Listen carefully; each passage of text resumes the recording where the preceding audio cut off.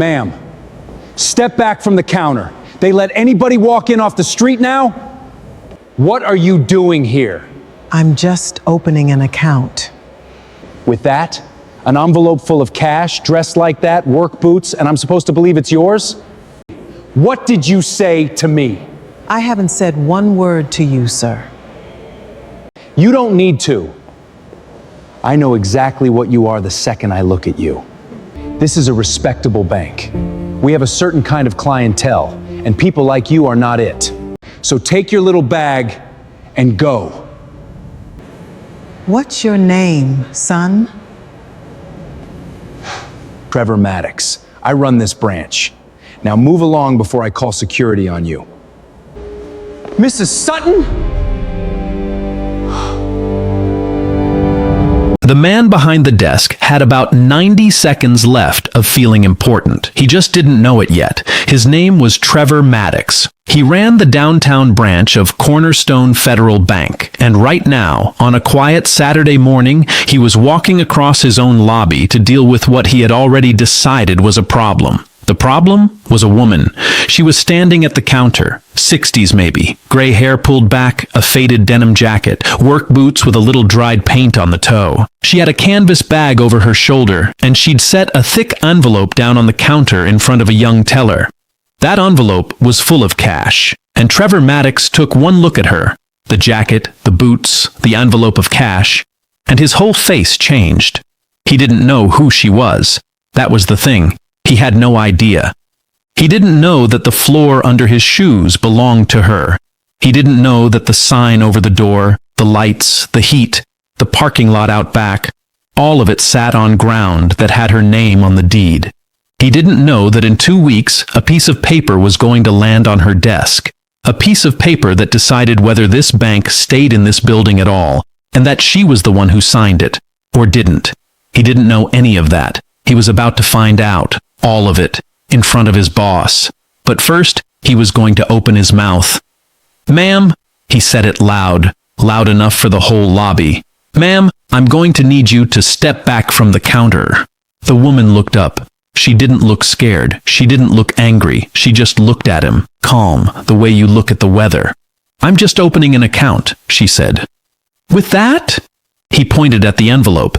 He said the word that like it was something the cat dragged in. "You walk in here, off the street, with an envelope full of cash, and you want me to believe that's yours." And the young teller, a girl named Priya, 3 months on the job, went very still. Because Priya had been about to help this woman, and now her manager was standing there talking to a customer like she was a criminal, and Priya didn't know what to do with her hands. Stay with me on this one. Because what you're about to watch is a man dig a hole in front of the one person he should have been bowing to. And the deeper he digs, the worse the moment when he hits the bottom and looks up. If you have ever watched somebody talk down to a person they had completely misjudged and waited for the floor to fall out from under them, hit that like button right now and subscribe, because this story has a bottom you are not going to see coming. The woman in the denim jacket picked her envelope back up. She held it against her chest, and she said, real quiet, "What's your name, son?" Trevor Maddox smiled. He thought he'd won. He had no idea he'd just handed her the only thing she needed. "Let me tell you who she was. Just a little. Just enough. The rest you'll get when he gets it." Her name was Vera Sutton, and she was the richest person who would walk through that bank's doors all year. Not that you could tell. That was kind of the point. Vera owned buildings, a lot of them. She'd started with one little duplex when she was 31, and she'd kept going, one at a time, brick by brick for 40 years, until she owned half a downtown block and didn't owe a dime to anybody. The building this very bank was sitting in, the Mabel Sutton building, 11 floors, right on the main drag, that was hers, free and clear. She'd named it after her mother. And here's the part that matters. Here's the part Trevor Maddox would have given anything to know 30 seconds earlier. 40 years ago, Vera Sutton cleaned this building, this exact one, on her knees, at night, with a bucket and a rag, before she owned it. before she owned anything. She'd been on the night crew downtown, scrubbing toilets and emptying trash cans in office buildings for people who never once looked at her face. She used to clean the floor that Trevor Maddox was standing on right now, yelling at her. She remembered it. She remembered all of it. And she carried something in that canvas bag, something small, something she'd kept for 40 years, that we'll get to. Remember that bag. It comes back. But Vera wasn't thinking about any of that yet. Right now, she was just a woman trying to open a college savings account for her granddaughter on a Saturday with the rent money she'd collected that week. The old-fashioned way, cash. She came in plain because she was plain. She'd been repainting a unit over on Beale Street all morning. That's why the paint was on her boots. She owned 11 buildings and she still painted her own units because that's who she was, and because her mother taught her that you never get too big to do the work with your own two hands. So no, she didn't look like money, but here's a free lesson, and it cost Trevor Maddox his whole career to learn it. The people who look like money are usually performing. The people who are money, half the time they're standing in your lobby in paint-stained boots, and you'll never know it because you're too busy looking at the boots.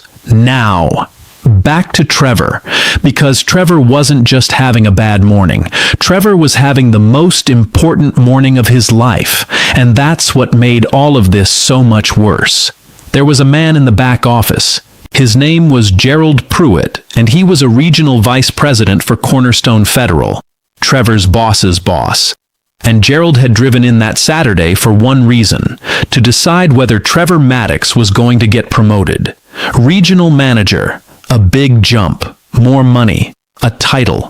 The thing Trevor had been chasing for 6 years. Gerald was in the back, going over numbers, and he was going to come out any minute now. And Trevor knew it.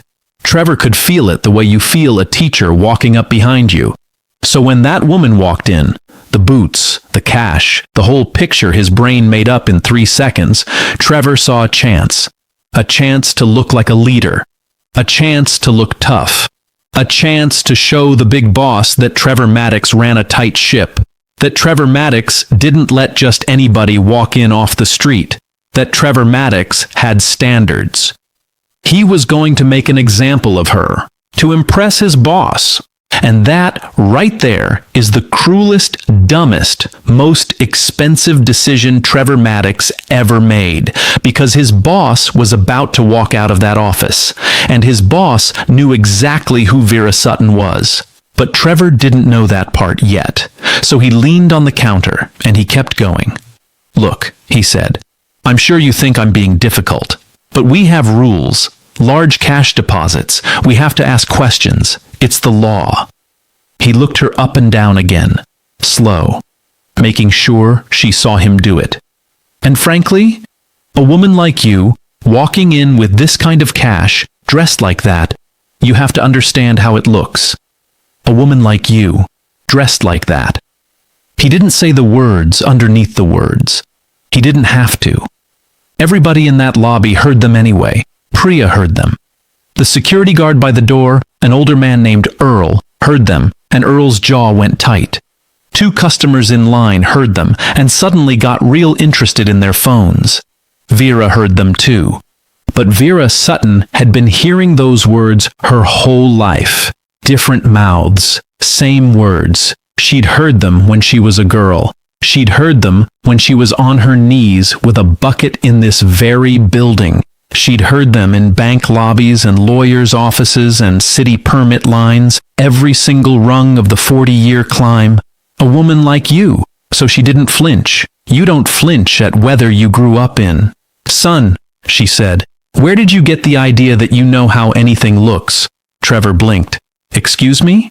"You looked at my boots," Vera said, calm, steady. "You looked at my jacket. You looked at this envelope. And you decided you knew the whole story." She tilted her head. "You don't know the first word of it. You don't know one single thing about me. I know you're holding up my lobby. Your lobby." And here, right here, a tiny smile touched the corner of Vera Sutton's mouth. If Trevor Maddox had been a smarter man, that smile would have scared him to death. But he wasn't. so he didn't notice it. He just got louder. Now I want you to do something for me. I want you to picture the room. Because the room is about to matter. You've got the counter with Priya behind it, frozen. You've got Vera in front of it, calm as a Sunday. You've got 2 customers in line, pretending not to watch. You've got Earl, the security guard by the door, 61 years old, who has worked that lobby for 9 years and has seen a lot of things, but is watching this one real close. And you've got Trevor, standing in the middle of it all, performing, loud, sure of himself, building up steam. And behind a door, 20 feet away, you've got Gerald Pruitt, the regional VP, reaching for the door handle. Everybody in that room is about to learn something, but they're going to learn it in a certain order. And the order is everything. Priya's going to learn it first, then Earl, then the customers, then Trevor, and Trevor's going to learn it last. In front of all of them, after he's already said every word he's about to say. Watch how it lands. Tell you what, Trevor said. He pulled a form off a stack, slapped it on the counter, and pushed it toward Vera with one finger, like he didn't want to touch the same paper she touched. You fill out where this money came from, every dollar, and you show me ID and proof of income, and we'll see. But I'll be honest with you, ma'am, I don't think you're going to be opening an account here today. You don't think so? No, I don't. He folded his arms. He was enjoying this now. You could see it. This is a respectable institution. We have a certain kind of clientele, and I have to think about all my other customers. He actually said that. A certain kind of clientele. And one of the customers in line, a man in a golf shirt, gave a little nod. Like, yeah, standards. Like Trevor was doing the Lord's work. People like that man are part of how this happens. They nod. They look away. They decide it's easier if the woman just leaves. Remember him too. He doesn't matter much, but he's part of the picture. Vera looked down at the form. She didn't pick up the pen. Instead, she reached into her canvas bag. The bag I told you to remember. And the whole lobby kind of leaned in because nobody knew what she was reaching for. Trevor didn't know. Priya didn't know. You don't know yet. Vera's hand came out of the bag holding something small. Something old. She set it down on the counter, next to the form, and slid it toward Trevor with one finger. The same way he'd slid the form to her. It was a name badge. Plastic, cracked, the clip on the back rusted half off, the kind of cheap ID badge a company gives somebody it doesn't plan on remembering, faded letters across the front. Trevor leaned down and read it, and he frowned because it didn't make sense to him. Not yet. The badge said, Night Crew, V. Sutton. Sutton is not her real. No. Let me read it to you straight, the way it really said it. The badge said, Downtown Building Services, Night Crew, V. Sutton, and under that, a date from 40 years ago. You want to know where the money came from, Vera said, soft. So soft the whole room had to go quiet to hear it. It started right here, in this building, with that badge, and this. She held up her right hand, palm out. These 2 hands, cleaning the floor you are standing on, at night, when you people were all home in bed. The lobby went still, and Trevor Maddox, God help him, still didn't get it. Okay, he said, with a little laugh. So you used to be a janitor. That's real nice. That's a real nice story. It doesn't change anything. You still can't.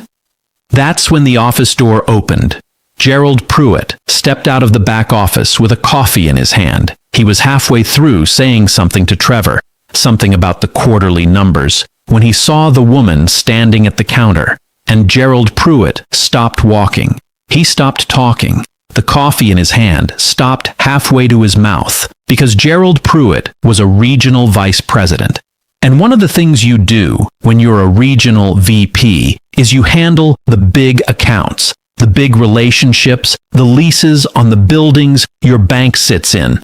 And 8 months ago, Gerald Pruitt had sat across a conference table from the woman who owned the Mabel Sutton building to talk about renewing the lease on this very branch.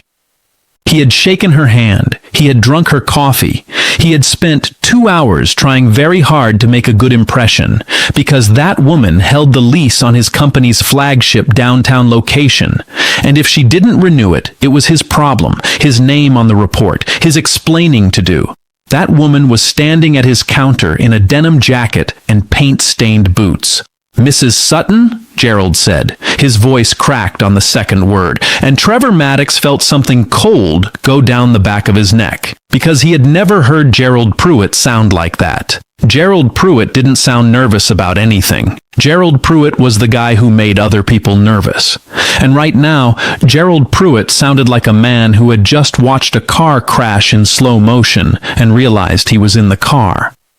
"Mrs. Sutton, I am so sorry. I didn't know you were coming in today. I would have—" Gerald put the coffee down on the nearest desk so fast it slopped over the side. He came around the counter, fast, his hand already out. "Is everything all right? Is there something I can help you with personally?" Vera looked at his hand. She didn't shake it. Not out of meanness. She just looked at it. "Gerald," she said. "Good to see you. I was trying to open a savings account. For my granddaughter. College." She nodded down at the envelope. "Brought cash. I still collect some of my rents in cash, you know that. Old habits." Of course. Absolutely. We can. Priya, can you—" "But your manager here," Vera went on, and she said it gently, which somehow made it 10 times worse. "Your manager told me I can't open an account. He says I'm not the right kind of clientele. He says a woman like me, dressed like this, with this kind of cash, he says he has to think about how it looks." And then Vera Sutton turned and looked at Trevor Maddox. For the first time, she looked at him the way he had been looking at her. Slow. Up and down. Taking in the whole picture. "He's been talking to me like I came here to rob the place," she said, "for about 10 minutes now, in front of everybody, while I stood here holding my granddaughter's college money." The blood drained out of Trevor's face so fast you could almost see it go, because now, it was starting to land. The badge, the building name, the way the regional VP just came running out and called her Mrs. Sutton, the way Gerald's hand was still hanging in the air, unshaken.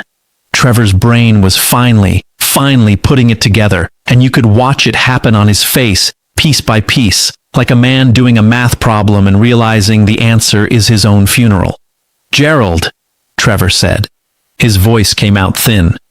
"Gerald, who is she?"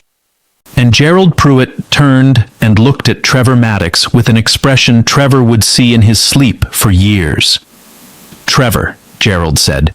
"This is Vera Sutton." Trevor swallowed. "Okay, and?" "She owns the building." Let that sit for a second. Because Trevor did. "She owns the building." 4 words. And Trevor Maddox heard them, and his face did something I don't really have words for. It just kind of came apart. Slowly.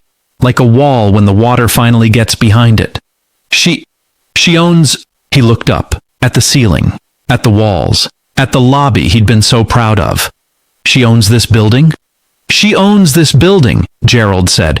"She owns the whole block. And Trevor—" Gerald lowered his voice. But the lobby was so quiet now that everybody heard it anyway. Everybody. "The lease on this branch is up in 2 weeks. It's on her desk, unsigned. She decides whether we stay or we go." Gerald closed his eyes for a second. "And you just spent 10 minutes telling her she's not the right kind of clientele for her own building." The man in the golf shirt, the one who nodded, was not nodding anymore. The man in the golf shirt was looking at the door like he wanted to leave through it without using his legs. Priya, behind the counter, had both hands over her mouth. And Earl, the security guard by the door, 61 years old, 9 years in that lobby, Earl was smiling, just a little. The smile of a man who has watched a lot of people get talked down to in that lobby over 9 years, and is now finally watching the other thing happen, the rare thing.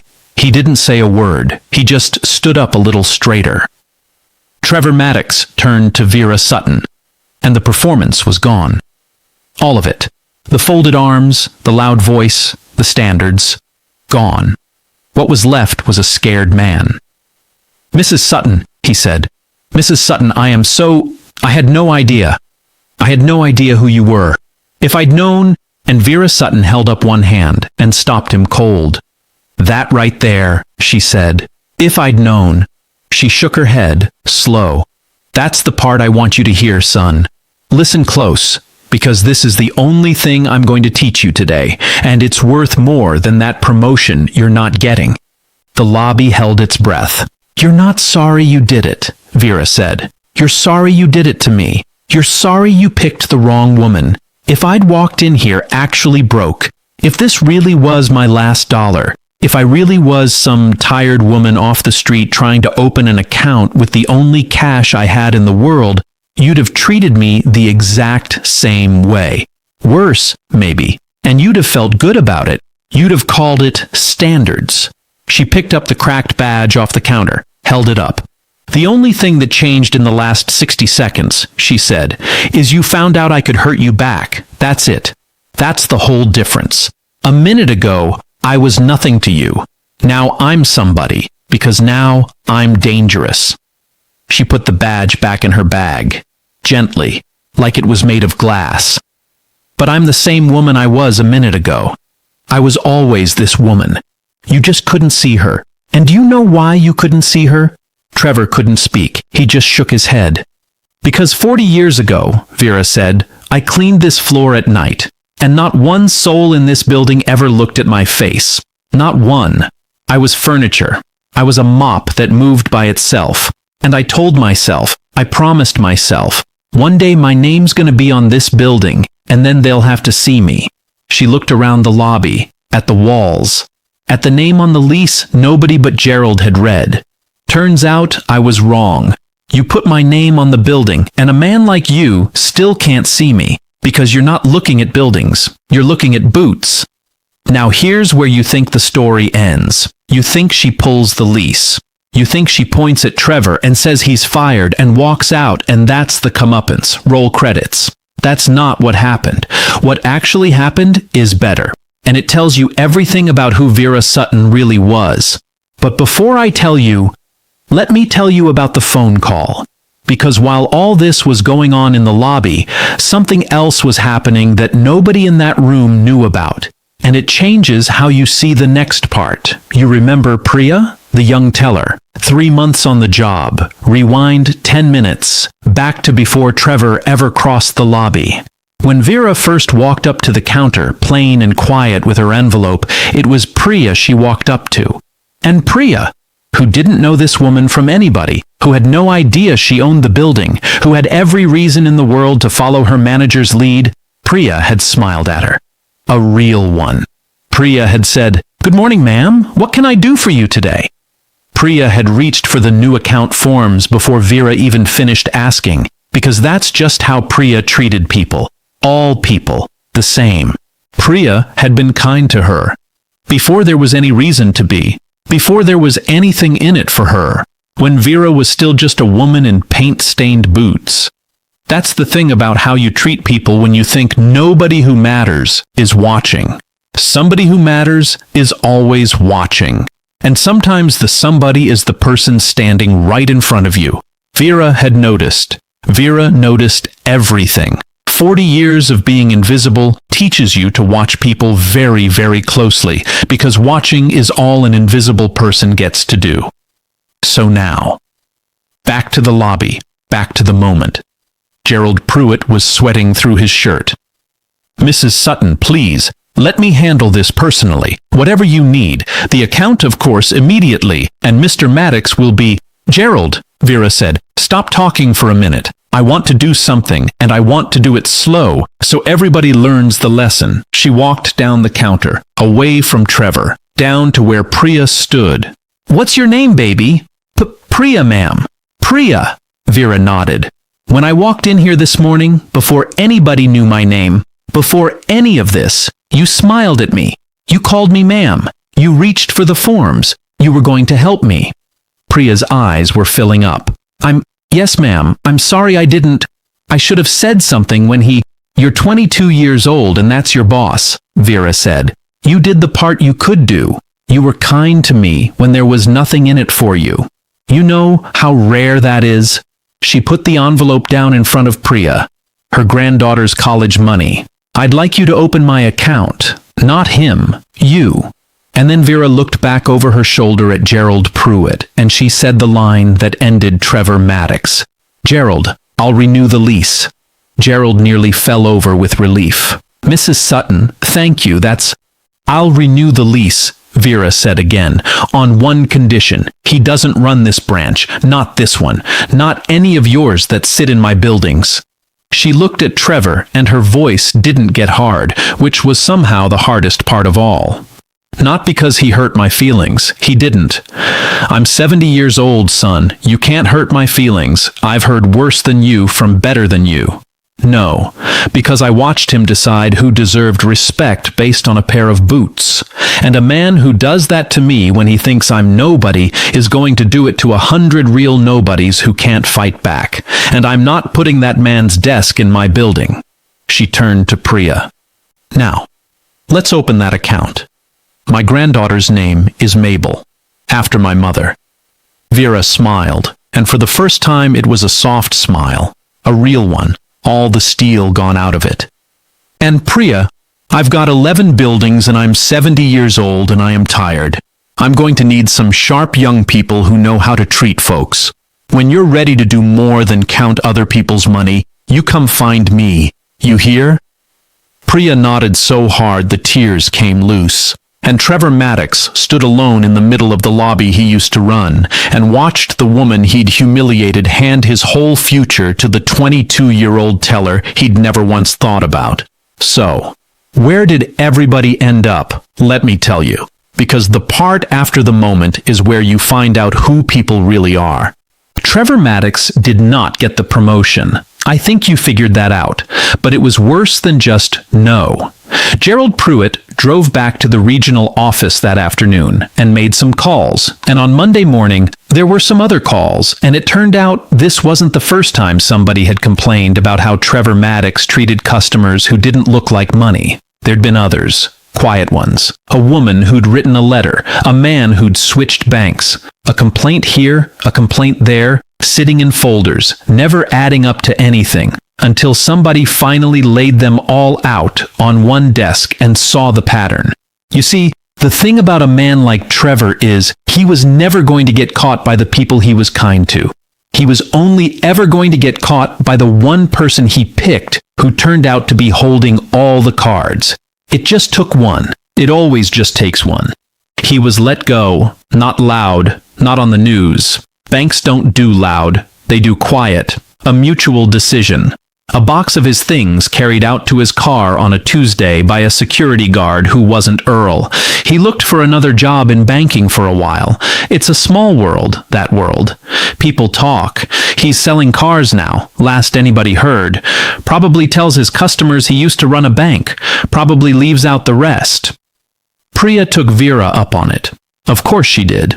She finished out a year at the bank, learned everything she could, and then one afternoon she walked into a little office in the Mabel Sutton building, and Vera Sutton put her to work. She manages 3 of the buildings now. She's good at it. Turns out the same thing that made her good with that envelope of cash makes her good with people who need a repair done or a month of grace on the rent. She treats them all the same. All of them.